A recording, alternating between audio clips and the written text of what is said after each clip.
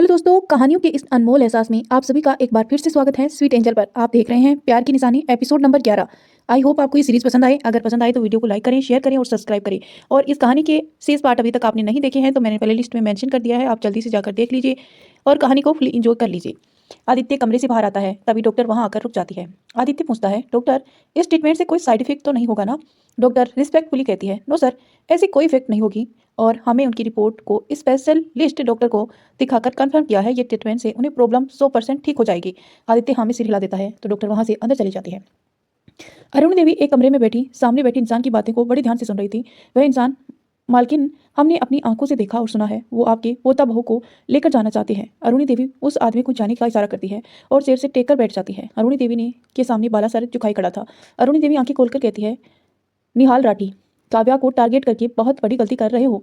फिर बाला की तरफ देखकर, उसके पोते को ही उठा लो, बड़ी चर्बी चढ़ी हुई है ना उसकी दुश्मनी मोल लेने का। अब दिखाते हैं उसे असली दुश्मनी क्या होती है। बाला थोड़ा हिचकिचाते हुए कहता है, लेकिन मालकिन, उसके पोते का तो कोई अता पता ही नहीं है। कौन है, कहाँ रहता है, क्या करता है, किसी को पता नहीं।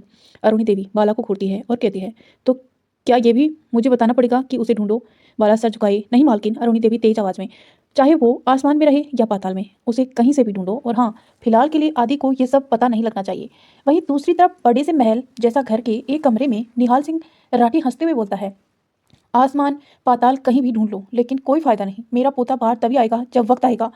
करीब 2 घंटे बाद काव्या कमरे से बाहर निकलती है। काव्या को देखते ही आदित्य उसके पास चला जाता है और वह पूछता है, क्या तुम ठीक हो? काव्या बिना कुछ बोले आदित्य के गले लग जाती है।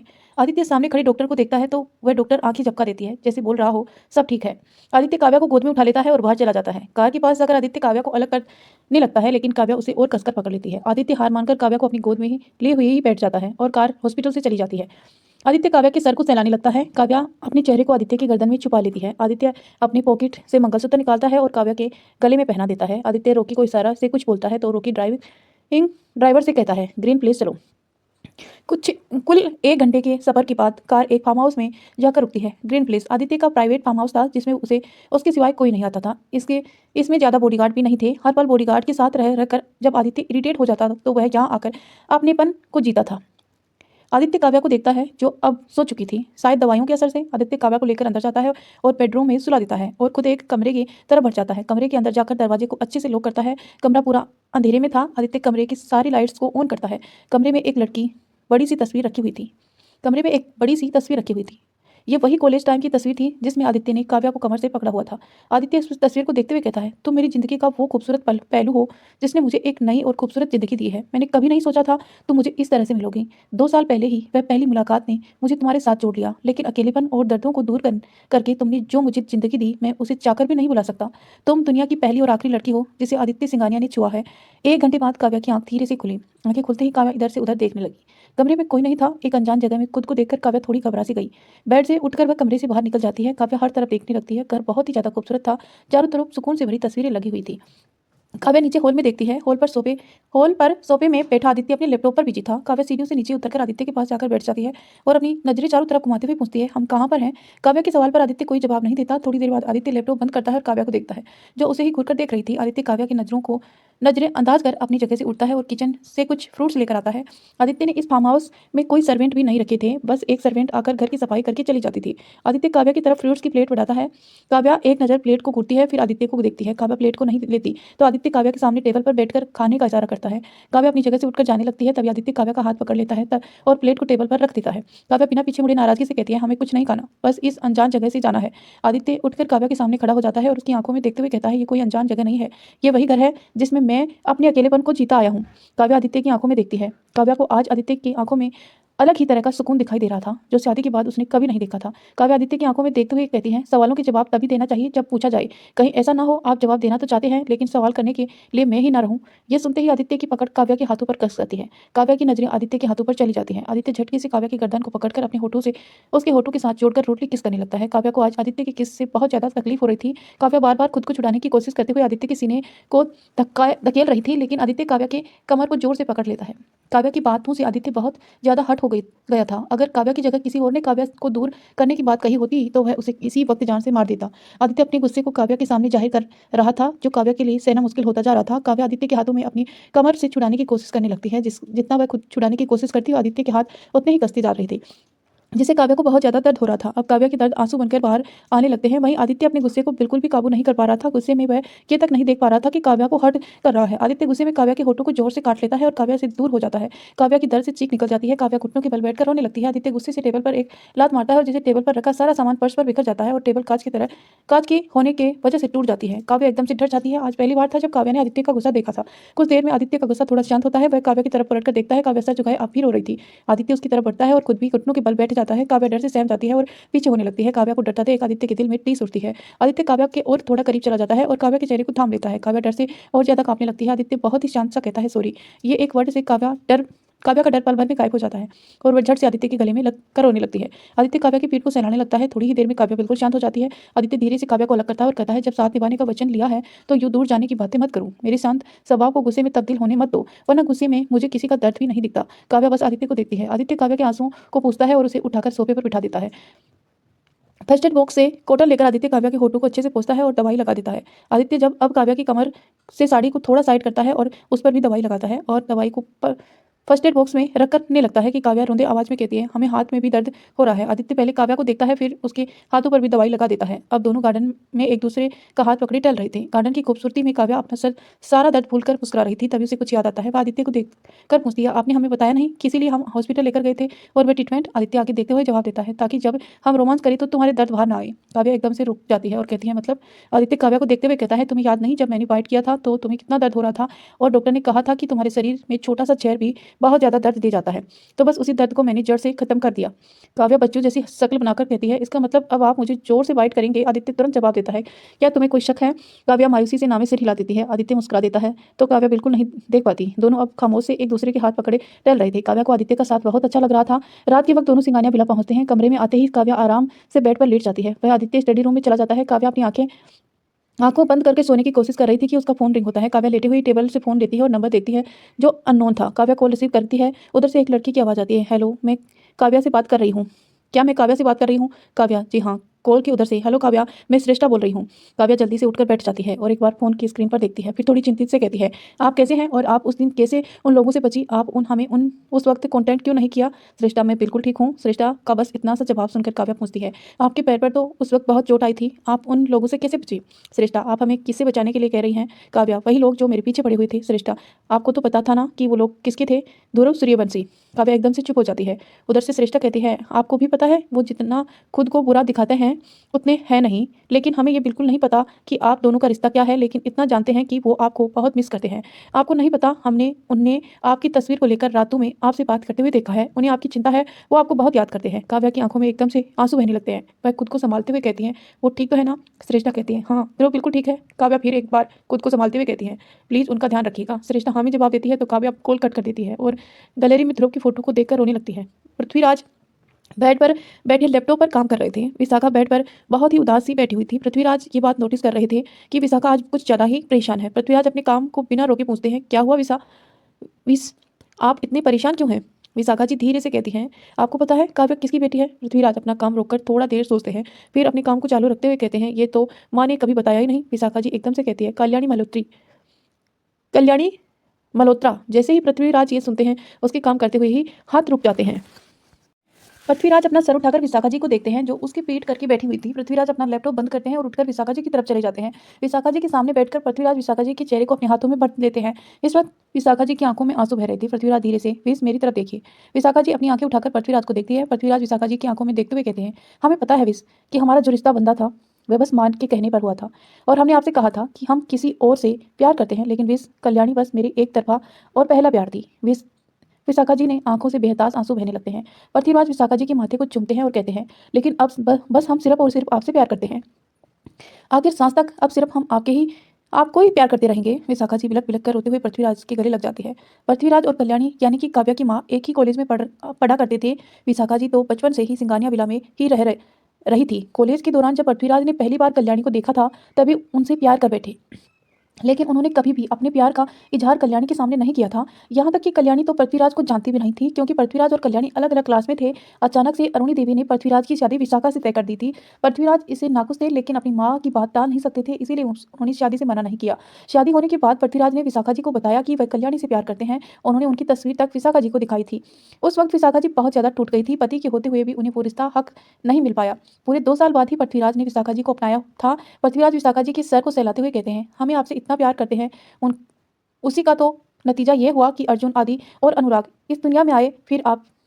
आप फिर से संतुष्ट नहीं हैं। पृथ्वीराज की ऐसी बातें सुनकर विशाखा जी उनसे अलग होती है और घूरते हुए देखती है। पृथ्वीराज शरारत भरी मुस्कुराहट लिए कहते हैं, अगर आप चाहें तो हम अभी भी अपना प्यार दिखाकर एक छोटी सी गुड़िया आपको दे सकते हैं। वैसे भी आपको तो हमेशा से ही लड़की बच्ची ही चाहिए थी। विशाखा जी झट से खड़ी होती है और कहती है, आपको शर्म नहीं आती ऐसी बातें करते हुए? बेटे इतने बड़े हो गए हैं, लेकिन आप। पृथ्वीराज झट से विशाखा जी का हाथ पकड़कर खींच लेता है। जब विशाखा जी सीधे उसकी गोद में जाकर बैठ जाती है, पृथ्वीराज विशाखा जी के कान में कहते हैं, आप कल्याणी से जलेस हो रही थी ना? विशाखा जी झट से कहती है, बिल्कुल नहीं, हमें कोई जलेस नहीं हो रहे थे। पृथ्वीराज विशाखा जी की कमर पर हाथ फेरते हुए, अच्छा तो आप जलेस नहीं हो रहे थे? विशाखा जी पृथ्वीराज को जोर से धक्का देती है और कमरे से सीधा बाहर निकल जाती है। विशाखा जी बाहर जाकर गहरी गहरी सांसें लेती हैं, तो वहीं पृथ्वीराज विशाखा जी की हरकत से मुस्कुराते हुए अपने काम में लग जाते हैं। सुबह का वक्त, काव्या नाश्ता के बाद गार्डन में अकेली बैठी हुई थी। तभी रोकी फूल तोड़ने के लिए वहां आता है। वह झाड़ियों के पीछे आकर फूल तोड़ने लगता है। रोकी फूल तोड़ जाने ही लगता है कि अचानक उसके मुंह से आह निकल जाती है। काव्या को ये अपनी गुम में ही थी। उसकी नज़र रोकी पर चली जाती है। काव्या उठकर रोकी के पास जाती है। रोकी के पैर में कांच का टुकड़ा घुसा हुआ था। काव्या एक नज़र रोकी के चेहरे को देखती है, फिर उसे सहारा देते हुए बेंच पर बिठाती है। काव्या अपनी साड़ी फाड़ने वाली होती है कि रोकी एकदम से कहता है, मैम ये आप क्या कर रही हैं? प्लीज़ आप अपनी साड़ी मत फाड़िए, मैं मैनेज कर लूँगा। काव्या रोकी को घूर कर देखती है, तो रोकी सर झुका लेता है। काव्या अपनी साड़ी फाड़ती है और रोकी के पैर को छूने के लिए हाथ बढ़ाती है। रोकी जल्दी से पैरों को पीछे कर लेता है और बोलता है, मैम प्लीज आप मेरे पैर मत छूइए। काव्या घूरते हुए कहती है, क्यों? आपके पैरों में कांटे लगे हैं जो छूते ही मुझे लग जाएंगे। रोकी हड़बड़ाते हुए बोलता है, नो मैम। काव्या रोकी का पैर पकड़ लेती है। रोकी के तो डर से पसीने छूटने लगते हैं। रोकी बस भगवान से ये प्रे कर रहा था कि उसका बॉस ना देख ले। काव्या रोकी के पैरों का कांच निकालकर पट्टी कर देती है और सौरभ को कॉल करके गार्डन में आने के लिए कहती है। काव्या ने नजर अब फूलों पर पड़ती है। काव्या रोकी के साथ बेंच पर बैठकर पूछती है, आपने इतने सारे फूल लेकर कहाँ जा रहे थे? रोकी फूलों को देखते हुए कहता है, वो मैम आज मेरा माँ का जन्मदिन है, तो मैं मंदिर पूजा के लिए जा रहा था। काव्या, तो आप अपनी माँ के साथ ही ये दिन क्यों नहीं मनाते? रोकी तुरंत जवाब देता है, मैम मेरी माँ इस दुनिया में नहीं है। रोकी की बात सुनकर काव्या उदास हो जाती है। रोकी फिर कहता है, पहले तो ये दिन रुखसार के साथ मनाया करता था, लेकिन अब वो तो। बोलते हुए रोकी की नज़र सौरभ पर पड़ती है। सौरभ थोड़ी दूर पर ही था और उसके पास ही आ रहा था। सौरभ को आता देख रोकी एकदम से चुप हो जाता है। सौरभ आकर कहता है, सॉरी थोड़ा लेट हो गया, वो सीनियर डॉक्टर का कॉल आ गया था। बोलते हुए सौरभ नीचे बैठ जाता है और रोकी के पैर से साड़ी की पट्टी निकालते हुए कहता है, अच्छा हुआ भाभी आपने पट्टी कर दी, वरना खून ज़्यादा लॉस हो जाता। काव्या बस मुस्कुरा देती है। सौरभ फिर से कहता है, अर्जुन की कंडीशन काफ़ी हद तक ठीक हो रही है, मुझे तो लगता है कुछ ही दिनों में अर्जुन कोमे से बाहर आने वाला है। ये सुनकर काव्या पहले खुश होती है, लेकिन अचानक ही जैसे उसे कुछ याद आता है, तो वो एकदम एक डर उसके अंदर बैठ जाता है। सौरभ को भी जब ये एहसास होता है, तो वह काव्या को देखने लगता है। सौरभ रोकी की पट्टी करके इंजेक्शन देता है, तो दोनों बॉडीगार्ड को ले जा और 2 बॉडीगार्ड को ले जाने के लिए कहता है। सौरभ काव्या के साथ बैठ जाता है और कहता है, भाभी आपको एक बार आदि से बात कर लेनी चाहिए। काव्या अपने डर को छुपाते हुए, किस बारे में? सौरभ सामने देखते हुए, कहीं आदि आपको अभी भी अर्जुन का अमानत तो नहीं मानते? काव्या का दिल जोर से धक सा जाता है। काव्या को भी तो इस बात का डर है कि कहीं आदित्य अर्जुन को होश में आते ही रिश्ता को नकार न दे। काव्या, क्योंकि काव्या ने तो आदित्य को ही अपना पति माना है, और अगर अभी कोई दूसरे के साथ रिश्ता जोड़ने के लिए कहेगा तो वो ऐसा कैसे कर सकती है? पृथ्वीराज जो फोन पर बातें करते हुए गार्डन की तरफ आ रही थी, वे दोनों की बातें सुन लेते हैं। पृथ्वीराज कॉल करके उन दोनों की तरफ बढ़ जाते हैं। पृथ्वीराज को आता देख सौरभ खड़ा हो जाता है और उसके साथ ही काव्या भी खड़ी हो जाती है। पृथ्वीराज सौरभ को देखते हुए कहते हैं, हमें काव्या से अकेले में बात करनी है। सौरभ एक नजर काव्या को देखता है और अपने सामान लेकर वहां से चला जाता है। पृथ्वीराज काव्या को बैठने का इशारा करता है और वो खुद भी बैठ जाता है। काव्या बस पृथ्वीराज को ही देखी जा रही थी। पृथ्वीराज आगे देखते हुए कहते हैं, क्या आपको आदि के फैसले से डर लग रहा है? काव्या एकटक पृथ्वीराज को देखती है और कुछ नहीं बोलती। पृथ्वीराज एक नजर काव्या को देखता है, फिर सामने देखते हुए कहते हैं, सच कहूं तो हमें भी नहीं पता कि अर्जुन जब होश में आएंगे तो आदि का क्या फैसला लेंगे। आपको शायद अजीब लगे, लेकिन मैं आदि का बाप होने के बावजूद उसे एक बार भी बात नहीं की। काव्या पृथ्वीराज की हर एक बातों को बड़े गौर से सुन रहा है। पृथ्वीराज, काव्या, मेरी शादी भी बिल्कुल आदि की तरह ही हुई थी। एक अनचाही रिश्ते में बंधे थे विश और मैं। विश हमारे साथ इसी घर में बचपन से रहती थी। मैंने कभी नहीं सोचा था कि विश हमारी ज़िंदगी में इस तरह से भूमिका निभाएगी। विश से शादी हमने कभी नहीं चाही थी। हम तो इसी रिश्ते को मानते ही नहीं थे। शादी होते ही हमने विश से रिश्ता तोड़ लिया। वैसे शादी से पहले भी हम दोनों का कोई खास रिश्ता नहीं था। थोड़ी बात हो जाती थी, लेकिन किसी रिश्ते में नहीं बंधे थे। शादी की पहली रात हम हर सुहागन अपनी खुशी भरी जिंदगी शुरू करते हैं, लेकिन हमने शादी की पहली रात को ही विश को दर्द भरी जिंदगी में ढकेल दिया था। उन्हें हमने कभी भी पत्नी होने का हक नहीं दिया। हमने कभी भी उन्हें पत्नी होने का हक नहीं दिया। काव्या एकदम हैरान भरी नजरों से पृथ्वीराज को देखती है। काव्या इस फैमिली में जितनी जुड़ती जा रही थी, हर किसी के दर्द को जान पा रही थी। जितना खुश सब कोई दिखाते थे, उसके एक चेहरे के पीछे बस दर्द छिपा होता था। पृथ्वीराज आके कहते हैं, पूरे 2 साल तक हमने विश को अपनी पत्नी नहीं माना। उसके बाद से हमें एहसास हुआ कि हम विश के साथ बहुत गलत कर रहे हैं, उसका हक पहचान उसे छीन रहे हैं। और हैरानी की बात ये थी कि विश ने कभी भी इसके लिए हमें शिकायत बिल्कुल नहीं की। जब हमने उन्हें अपनाया तो सच कहें दुनिया की हर खुशी हमें मिल गई, दर्द तकलीफ सब दूर हो गई। पृथ्वीराज काव्या को देखते हैं और उसके सर पर हाथ रखते हुए कहते हैं, हमें पता है कि आदि आप अपने रिश्ते को अपनाने में शायद अब भी हिचकिचाते होंगे। उन्होंने बचपन से कभी कोई रिश्ते ही नहीं देखा, रिश्ता निभाना तो उन्हें आता ही नहीं है। एक माँ और सौरभ ही हैं जिनके साथ वह रिश्ते में बंधे हैं, इसके अलावा तो उन्हें आंखें उठाकर भी नहीं देखा। आखिर देखते भी कैसे, हमने उन्हें कभी दिखाया ही नहीं, हमने उन्हें अपने से दूर रखा। आपको पता है मैं दुनिया का सबसे बदनसीब बाप हूँ जो अपने बेटे के बचपन को देखता तक नहीं, उसके साथ कभी खेला नहीं, उन्हें गोद में उठाकर कभी सीने से नहीं लगाया, हाथों को पकड़कर कदमों को नहीं बढ़ाया।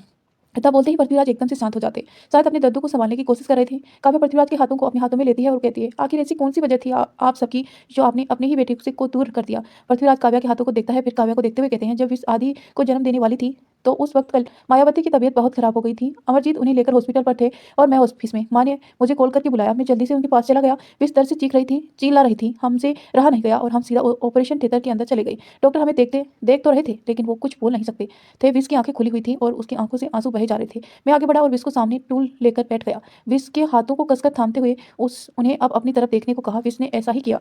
वक्त बीता जा रहा था लेकिन आदि बाहर आ ही नहीं रहे थे। विश बस दर्द में चीखती जा रही थी, उन्हें आंखों में इतना ज्यादा दर्द दिख रहा था जिससे कि हमसे देखा ही नहीं जा रहा था, लेकिन हम उनका साथ देने के लिए उसके दर्द का साथ जीने लगे, महसूस करने लगे। आखिर में वो वक्त आया कि जब आदि बाहर आए। विश जोर से चीखी के साथ बेहोश हो गई। आदि बाहर तो आ गए लेकिन उसके रोने की आवाज बिल्कुल भी सुनाई नहीं दी। तो हम उठकर खड़े हुए आदि को देखने लगे। आदि को देखकर भी मेरे साथ साथ वहां मौजूद डॉक्टर नर्स सबके होश उड़ गए। इतना बोलते ही पृथ्वीराज रुक गए और वही काव्या उनके आगे बोलने का इंतजार करने लगी। तो आई होप दोस्तों आप सब भी जानना चाहते होंगे कि आखिर आदि बचपन से अकेला क्यों रहा। ये सब हम आपको अभी थोड़ी देर में बताएंगे, लेकिन उससे पहले आप वीडियो को लाइक कर दीजिए और चैनल पर नए हैं तो चैनल को सब्सक्राइब करके नोटिफिकेशन ऑन कर लीजिए। और आजकल मैं देख रही हूँ कि आपकी कमेंट बिल्कुल नहीं आ रहे हैं, प्लीज़ दोस्तों कमेंट जरूर किया करें, मुझे मोटिवेशन मिलता है। पृथ्वीराज एक वक्त के लिए रुक गए और फिर बोलना शुरू करे। आदि का पूरा शरीर खून जैसा लाल था और बिल्कुल अजीब धब्बे दिख रहे थे। उसकी आंखें खुली ही नहीं थी, सांसें तो बिल्कुल ले ही नहीं रहे थे। मेरे दिल में एक अजीब सा डर घर कर गया। इतना बोलते ही पृथ्वीराज उस पल में पहुंच जाते हैं। बच्चों को देखकर डॉक्टर जोर से चिल्लाए, ओ गॉड, बच्चे को किस चीज से एलर्जी हो रही है। ये सुनते ही सब डॉक्टर इधर से उधर देखने की कोशिश करते हैं। जिसे डॉक्टर ने आदित्य को उठाया था उसके हाथ डर से कांप रहे थे। आदित्य का पूरा शरीर ऐसे दिख रहा था जैसे उसमें खून का अलावा कुछ न हो, पूरा शरीर गहरा लाल रंग में था। एक डॉक्टर अचानक चिल्लाते हुए, put the body down. Aditya का पकड़ा डॉक्टर को तो होश ही नहीं था। वह डॉक्टर फिर से चिल्लाया, doctor Kumar, I said put the baby down. Doctor Kumar Aditya को पालने में रखते हैं और एकदम से डर और हड़बड़ाहट से पीछे हटते हैं। सभी डॉक्टर पीछे हटने लगते हैं। तभी पृथ्वीराज आदित्य को देखने के मकसद से आगे जाते हैं और उसे छूने लगते हैं कि डॉक्टर जोर से चिल्लाते हैं, please mister Singhania, don't do this, your children life many be in banner. Prithviraj एकदम से पीछे हो जाते हैं। उससे दूर होते ही आदित्य के शरीर लाल रंग से एकदम नॉर्मल कलर में बदलने लगता है। गोरा बदन था आदित्य का। फिर अचानक ही आदित्य की रोने की आवाज आती है। आदित्य को रोता देख पृथ्वीराज आगे बढ़कर आदित्य को उठाने लगते हैं। जैसे ही पृथ्वीराज आदित्य को छूते हैं आदित्य का शरीर फिर से वैसे ही होने लगता है। ये देखकर डॉक्टर चौंक जाते हैं। एक डॉक्टर अचानक ही बोलते हैं, इट्स अनएक्सपेक्टेड, बच्चे को हमने हमने ह्यूमन बॉडी से एलर्जी हो रही है। एक डॉक्टर आश्चर्य से जोर से चिल्लाता है, व्हाट। वह डॉक्टर फिर से बोलते हैं, बच्चे को ह्यूमन बॉडी से दूर रखना होगा वरना इसकी जान जा सकती है। पृथ्वीराज अपने कदम पीछे करने लगते हैं। उससे दूर होते ही आदित्य नॉर्मल हो जाता है। एक डॉक्टर आगे बढ़कर आदित्य का ब्लड लेती है और टेस्ट के लिए भेज देती है। एक डॉक्टर पूछते हैं, doctor how can possible that, किसी को ह्यूमन बॉडी से एलर्जी कैसे हो सकती है। डॉक्टर, ये विश्वास करना बहुत मुश्किल है, इतने सारे केस में मैंने आज तक ऐसा कुछ नहीं देखा, बट आई नो जैसे कुछ लोगों में सीमेल और फ्लावर प्लांट या एनिमल्स से एनर्जी होती है, उसी तरह से इस बच्चे को ह्यूमन बॉडी से एलर्जी होती है। अब सब डॉक्टर की नज़र पृथ्वीराज पर पड़ती है जो एकदम आदित्य को ही देख के जा रहा था। डॉक्टर पृथ्वीराज के सामने जाते हैं और कहते हैं, मिस्टर सिंघानिया, सॉरी पर अब आपके बच्चे को इंसानों के साथ नहीं रख सकते। पृथ्वीराज तो जैसे होश में ही ना हो। उसी वक्त विशाखा जी धीरे धीरे होश में आती है और आंखें खोलते ही विशाखा जी आवाज देती है, पृथ्वी पृथ्वी। जल्दी से विशाखा जी के पास जाते हैं। विशाखा जी दर्द में मुस्कुराते हुए पूछती हैं, हमारा बेटा हुआ या बेटी। पृथ्वीराज एकदम सुन रह जाते हैं। पृथ्वीराज को कोई जवाब न देता देख विशाखा जी डर जाती है और घबराते हुए पूछती है, क्या वो आप चुप क्यों है, बताइए ना हमारा बच्चा। उसके इतना बोलते ही विशाखा जी को आदित्य के रोने की आवाज सुनाई देती है। रोने की आवाज सुनते ही विशाखा जी का डर एकदम से गायब हो जाता है। अब तक कमरे में अरुणी देवी भी आ चुकी थी, उन्हें भी डॉक्टर ने कुछ सब कुछ बता दिया था। विशाखा जी आदित्य को देखना चाहती थी। तभी एक डॉक्टर आते हैं और कहते हैं, डॉक्टर हमने तैयारी कर ली है। डॉक्टर कहते हैं, ओके, बच्चे को लेकर जाइए। ये सुनते ही विशाखा जी हैरानी से कभी पृथ्वीराज को देखती है तो कभी अरुणी को तो कभी डॉक्टर को। वहीं डॉक्टर आदित्य को उठाकर लेकर जाने लगते हैं। विशाखा जी जोर से चिल्लाती है, आप लोग मेरे बच्चे को कहाँ ले जा रहे हैं? हमें हमारे बच्चे को देखना है। फिर अरुणी देवी की तरफ देखकर, माँ प्लीज रोकिए उन्हें, हमें अपने बच्चे को देखना है। कहाँ लेकर जा रहे हैं? अरुणी देवी चुपचाप खड़ी रहती है तो विशाखा जी पृथ्वीराज को देखते हुए कहती है, पृथ्वी प्लीज आप रोकिए उन्हें, हमें अपने बच्चे को देखना है, प्लीज उन्हें कहिए मैं हमारे बच्चे को छोड़ दे। डॉक्टर आदित्य को लेकर कमरे से जा चुके थे।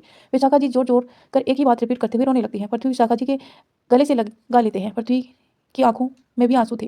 कल अरुणी देवी खुद को संभालते हुए सोफे पर बैठ जाती है। इस वक्त उसकी भी आंखें नम थी। विशाखा जी अब कंट्रोल से बाहर होती जाती थी। वो जोर जोर से पृथ्वी को धक्का देती है और सामने रखा चाकू उठा लेती है। विशाखा जी को ऐसा करता देख सब डर जाते हैं। पृथ्वी विशाखा जी को समझाते हुए कहते हैं, विश ये चाकू नीचे रखिए, आप सुन रही हैं, चाकू नीचे रखिए विश। विशाखा जी चाकू को दिखाते हुए चिल्लाते हुए कहती है, नहीं हम नहीं रखेंगे, हमें अपना बच्चा चाहिए, हमने उन्हें उनके पास जाना है, आप सब उन्हें हमसे दूर नहीं कर सकते। पृथ्वीराज चिल्लाते हुए कहते हैं, पागलपन छोड़िए विश और ये चाकू नीचे रखिए। विशाखा जी सबकी बातों को नहीं मानती और धीरे धीरे आगे बढ़ने लगती है, लेकिन दर्द की वजह से वह नीचे गिर जाती है, जिसके फायदा उठाते ही पृथ्वीराज जल्दी से आगे जाकर विशाखा जी के हाथ से चाकू लेकर फेंक देते हैं और फिर उसे गले से लगा लेते हैं। इस बार वह बहुत ही टाइटली पकड़कर रखे हुए थे। विशाखा जी रोते हुए कहती हैं, पृथ्वी हमें हमारा बच्चा चाहिए, हमें उनके बिना मर जाएंगे मर जाएंगे। इतना बोलते बोलते विशाखा जी बेहोश हो जाती है। पृथ्वीराज दर्द भरी बीते पल को याद करते हुए काव्या को देखते हैं, जिसकी आंखें इस वक्त नम थी। काव्या ये जानकर हैरान थी कि विशाखा जी के दर्द को सुनकर खुद भी उस दर्द को ही महसूस कर रही थी। पृथ्वीराज काव्या को देखते हुए कहते हैं, विश ने वो पल कैसे गुजारे थे ये वही समझ सकती है। उसके बाद ही अनुराग इस दुनिया में आए।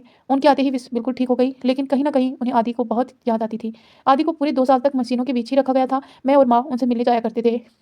उसके बाद ही हम आदि को घर लेकर आए, पर डॉक्टर ने हमें वार्न किया था कि आदि को कोई ह्यूमन बॉडी छू नहीं पाए। विश आदि आदि को देखने ही गले लगाना चाहती थी, लेकिन हमने रोक दिया। वो पल उनके लिए बहुत कठिन था। उनका बच्चा सामने होते हुए भी उन्हें गले ना लगा सकती थी।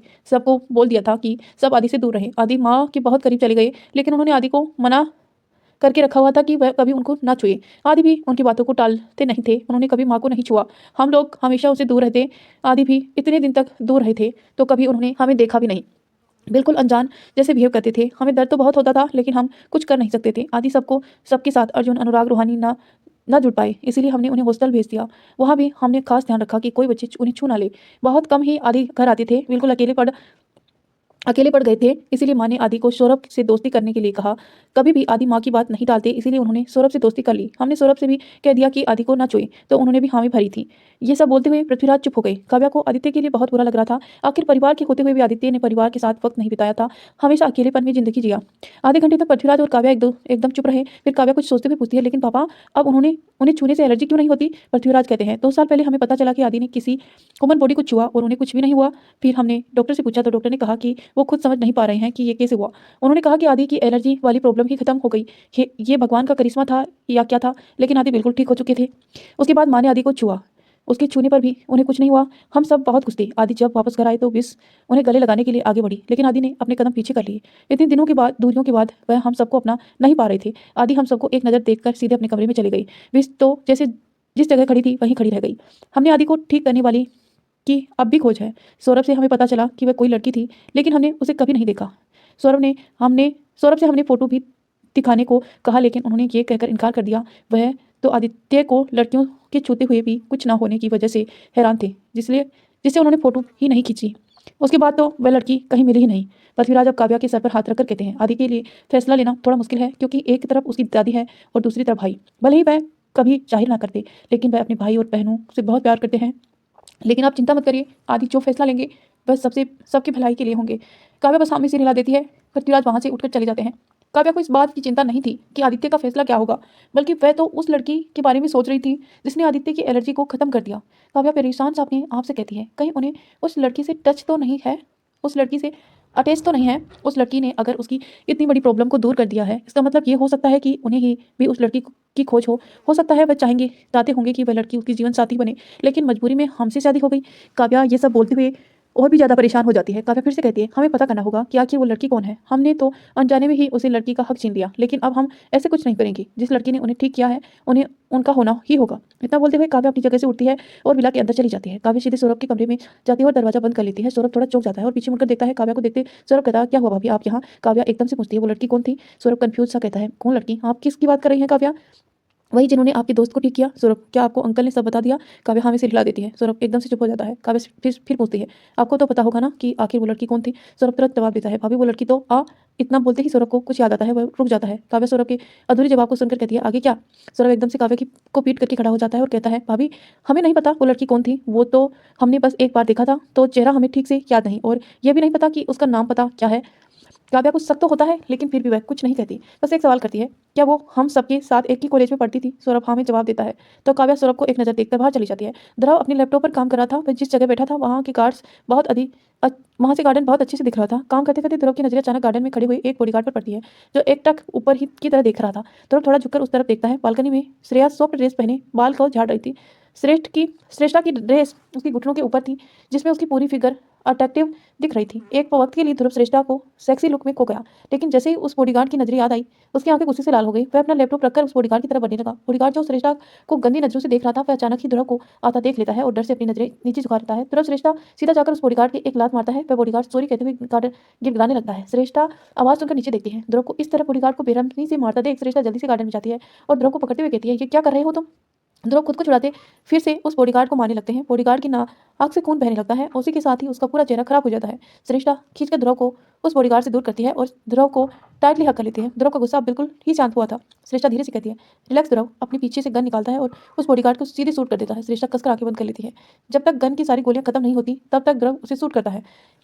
इतना करते ही ध्रुव श्रेष्ठा को कसकर गले से लगा लेता है और धीरे से कान में कहता है, बेबी मेरे अलावा तुम्हें कोई और देखे ये मुझे बर्दाश्त नहीं। कुछ बॉडीगार्ड्स आकर उस लाश को लेकर चले जाते हैं। कुछ ही देर बाद दोनों अलग होते हैं और श्रेष्ठा सीधे ध्रुव को खींचते हुए अंदर ले जाती है। बेडरूम में जाकर श्रेष्ठा ध्रुव को बेड पर बैठा देती है और परफेक्ट फर्स्ट एड बॉक्स लेकर उसके सामने बैठ जाती है। ध्रुव के हाथों को पकड़कर उस पर दवाई लगाते हुए कहती है, दिन प्रतिदिन तुम्हारा पागलपन बढ़ता ही जा रहा है। उस दिन सर्वेंट ने गलती की से मुझे ज़्यादा गर्म खाना दे दिया तो तुमने उसे मार दिया, और आज इतना बोलते ही श्रेष्ठा रुक जाती है और ध्रुव को देखते हुए कहती है, प्यार में इतना पागलपन भी सही नहीं है कि तुम बस हर किसी की जान लेते रहो। ध्रुव झट से श्रेष्ठा को खींचकर अपनी गोद में बिठा लेता है और उसकी आंखों में देखते हुए कहता है, बेबी अगर प्यार में पागलपन ही ना हो तो उसमें मजा ही नहीं आता। श्रेष्ठा ध्रुव प्लीज हर बार ये अपनी एटीट्यूड को मत दिखाया करो। मुझे पता है तुम्हारे लिए ये सब रोज का काम है, लेकिन जिंदगी भर तो हम ऐसे नहीं रह सकते। मुझे भी एक नॉर्मल लाइफ चाहिए। खून खराबे से मुझे दूर रहना है। ध्रुव श्रेष्ठा के होठों पर हाथ फेरते हुए बोलता है, बेबी तुम्हें पता है मैं तुम्हारे अपने लिए क्या चूज़ किया? मैंने तुम्हें अपने लिए क्यों चूज़ किया? क्योंकि तुम्हें ये सब देखने और सुनने और सहने की क्षमता है। रही बात नॉर्मल लाइफ की, तो वो मैं तुम्हें कभी नहीं दूंगा। मेरी दुनिया में नॉर्मल लाइफ की कोई जगह नहीं। ये सब अब मेरी आदत बन चुकी है जो छूटना नामुमकिन है। श्रेष्ठा ध्रुव के गले लग जाती है और कहती है, please Dhruv try to understand me. Dhruv Shreshtha की गर्दन पर किस करते हुए कहता है, no baby you try to understand me. Dhruv के ऐसे करते ही श्रेष्ठा एकदम से सिर उठती है। श्रेष्ठा ध्रुव की गोद में उठकर दूर खड़ी हो जाती है और झल्लाते हुए कहती है, अपनी ये गंदी हरकतों को काबू में रखा करो, हर बार तुम्हें समझाना ना पड़े। ध्रुव मुस्कुराते हुए कहता है, गंदी हरकतें करने पर मजबूर कौन करता है? इतना बोलते हुए ध्रुव श्रेष्ठा को ऊपर से नीचे तक देखता है, फिर कहता है, इतनी होठ लगोगी तो मैं खुद को काबू कैसे कर पाऊंगा? श्रेष्ठा खुद को ऊपर से नीचे तक देखते हैं, फिर ध्रुव को घूरते हुए कहती है, और ये होठ दिखने वाला ड्रेस कौन लेकर आया था? मुझे तो पहले ही समझ जाना चाहिए था। तुम ये ड्रेस लाए ही क्यों हो? ध्रुव झट से जवाब देता है, ताकि मैं खुद को काबू ना कर पाऊँ। श्रेष्ठा तकिया उठाकर ध्रुव पर फेंकते हुए कहती है, हर बार तुम ऐसे ही करते हो, बेशरम कहीं के। ध्रुव तकिया को कैच कर लेता है और श्रेष्ठा को पकड़कर अपनी ओर खींच लेता है। ध्रुव श्रेष्ठा के बालों को पीछे करते हुए काफी सीरियस में कहता है, तुम्हारी मर्जी के बगैर मैं एक कदम भी नहीं बढ़ूंगा। जो गलती मैंने पहले की थी वह फिर कभी नहीं दोहराऊंगा, और ये ड्रेस मैंने नहीं किसी और ने लाकर रखी है। किसी वो ने लाकर रखी है, मैंने तो बस ड्रेस लाने को कहा था। श्रेष्ठा ध्रुव के गले में दोनों हाथों को फोल्ड करते हुए कहती है, ये बात तुम पहले नहीं बता सकते थे?